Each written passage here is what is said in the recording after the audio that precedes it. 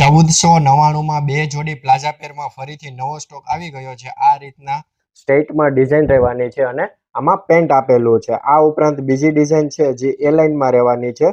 ગામઠીનો patch આપેલો છે અને એ લાઇનમાં રહેવાની છે અને બોટમમાં તમારે સરસ એવો પ્લાઝો મળી જવાનો છે.